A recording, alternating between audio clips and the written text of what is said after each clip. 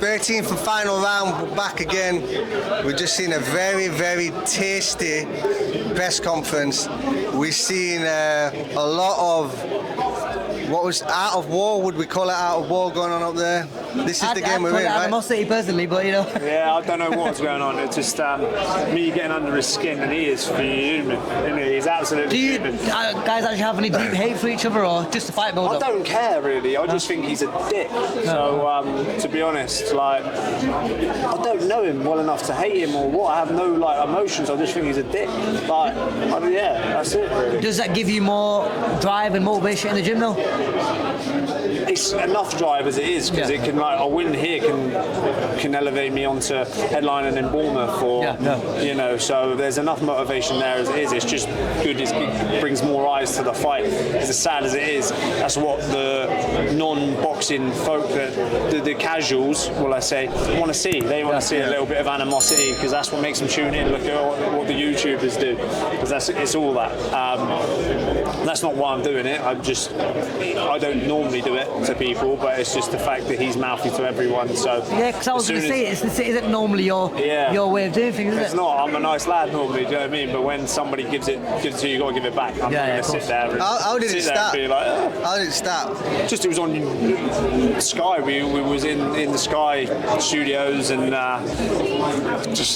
they rolled the cameras, and that was that. Yeah, he started something, he said something, I said something, and just backwards and forwards. Backwards and forwards, yeah. But I'm not too emotionally invested. I'm so chilled out about it. It's just another fight for me. It's a serious fight. I know that. It's a fight that can do wonders for my career. Coming through Saturday night. So I'm excited for it. At the end of the day, two active fighters. I'm a former fighter, and so we understand that it's business, right? You say it's more in this moment you against you rather than you against him. For sure, yeah. I haven't even watched him this camp. The only times I've watched him is literally the highlights that Boxer have posted up on their socials. I've left it all to my coach. All I know I need to do when I spar at my best is when I'm focused on me, when I'm focused on what I've got to do to spar my best, not about what they're doing. And that's exactly what I'm going to do fight night, just to worry about what I've got to do, and then it's up to him to sort of make those changes and try to overcome me, you know. So is that a normal thing for you when you have an opponent? You don't watch him yourself, you leave it to the coaches, or? It's not been like that normally, but I was like very, very sort of green into boxing. I was used to be with my old amateur coach, so like we didn't know too much. I'd overwatch and overanalyze and lose sleep over opponents and stuff like that, because I'm one of those. I'm like a perfectionist, so I've been watching stuff over and over and over again. But now I'm like experienced enough and long enough in the tooth to sort of realise that I don't need to do that. You know, me watching him against a southpaw 2 years ago is going to be irrelevant to what he's like to me against me Saturday night. Do you know what I mean? And that's like any opponent, and like he's only boxed journeyman of it, so there's no point in me watching that.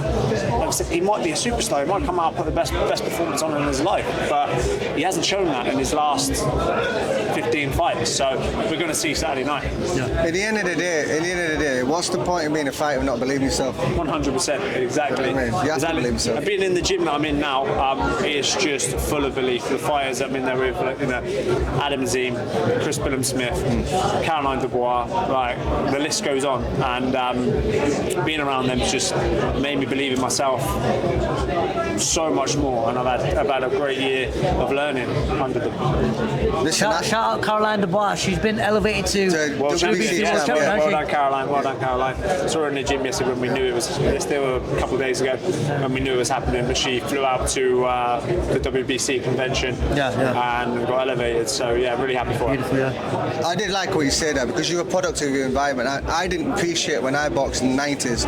I was in the gym with Nazim Hamid and Ryan Rhodes, Johnny Nelson, it was just champion after champion after champion. I think they had 10 British champions in the gym at that time. And you're in an environment where you're just surrounded by hungry, you know, you feel it. And then when I used to go to other gyms, it's like only 6 people, and I'm like, this is It's not what I'm used to. Just know what I mean. it. So you're a product. If you can get yourself in a good environment, it's contagious. Yeah, that's it. So like you always hear, iron sharpens iron, right? Yeah. Yes. Yeah, exactly. Bible quote. That's it. When I was down in Bournemouth, I was doing my old amateur coach, and I was the only guy that was. I was coming into the gym on my own, leaving on my own. It's like everything was just on my own. But like, I know it's an individual sport, but when you are around like that team environment with elite level guys that only bring the best out of you. 100%. It's got to keep pushing, push forward, isn't it? Exactly, 100%. This end of the day, we wish you both luck. Thank you very much. We wish you both luck. Go in there. What we say, being former fighters, is have the performance of your life. Yeah. Because ultimately, it's all going to be go in there, match your skills against their skills. None of it's personal. Just do what you got to do. For sure, that's it. I'm confident in getting the job done.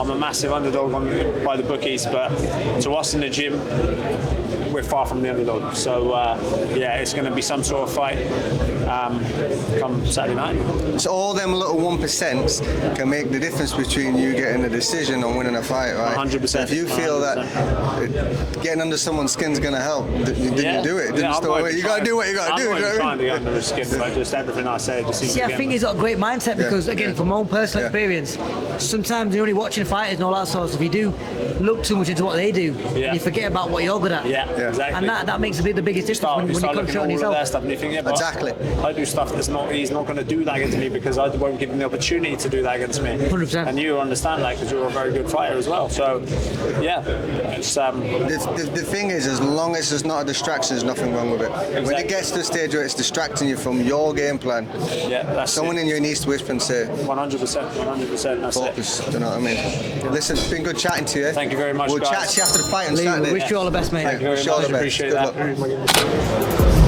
13th and final round. Hit the button.